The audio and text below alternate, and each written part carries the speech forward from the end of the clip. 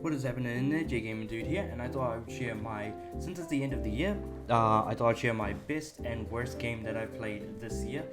Because I don't think I ended up playing in as many games as I wanted to throughout the year, so I figured, you know what, I'll just share just the two games because I feel like they're kind of like, it's an opinion worth sharing. And so the best game of the year that I've played, and it's worth pointing out that it doesn't necessarily mean it's a game that released this year. It could have been a game that released before. So that's where the best game comes in, which is one that I started playing this year and had a lot of fun playing. I'm talking about Final Fantasy XIV. I started playing this at the end of February, stopped playing it around May with a solid 700-ish hours, 750 hours into the game, and it was a lot of fun. It was great fun to play. I enjoyed it. The story was great. It's still good to play by yourself, even if you're not playing with other people. And it has a lot of content that's built up since 2011, and only keeps growing bigger and better. And of course, I think I played up to the content in patch 6.1, and I do have a lot of streams on my channel which you can check out on the live tab, that have me playing through Shadowbringers, sharing my thoughts and all of that stuff. So if there's any interest at all, do check those out. But I had a lot of fun playing this game. I think that it is a great game. Granted, then I won't be jumping in until the next expansion drops, so until 7.0. So I stopped playing at 6.1. There have been a couple of patches. There have been more raids and stuff that have been added on. So I've done a significant majority of so I've done all of the Savage raids and stuff like that. So it's just up until that point. So it's just a matter of continuing on from there. But it'll take a bit of getting used to get back into it, as something that I've realized over time. But definitely, I think definitely deserves to be my best game played this year. Quality is there, content is there. I had a lot of fun. It's a genre that I don't really step into nor like all that much, and yet I still very much was like, yes, this is something for me. So if a game can actually take a genre that I don't like, or it's not something I'm generally into, and then make me into it, then you know what? All's the hell yes. And this is going to be, I think, a shift.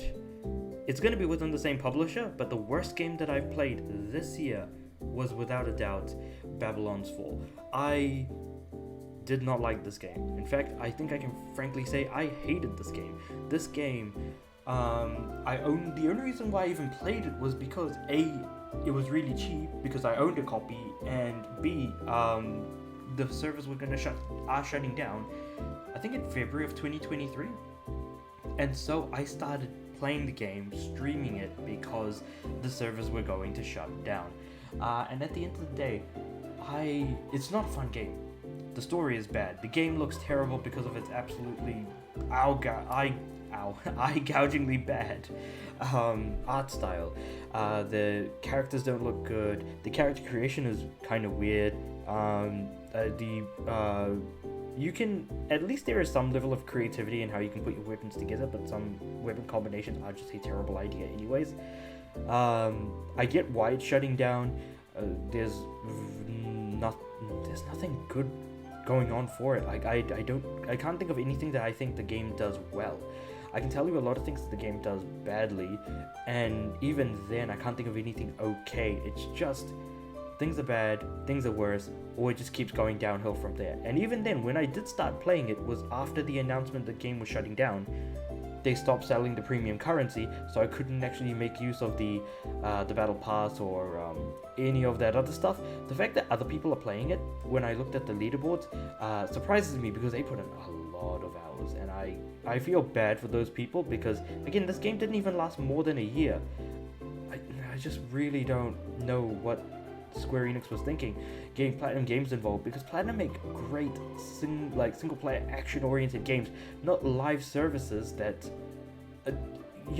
it's not even an action game. Like this game here, you just tell your character to do something, but then they take a bit of time before doing it, so it doesn't feel like as if you're attacking from a moment to moment basis, which is something you'd normally do in a Devil May Cry, in a Bayonetta, in a Wonderful 101, where movement, time, everything just really, really matters.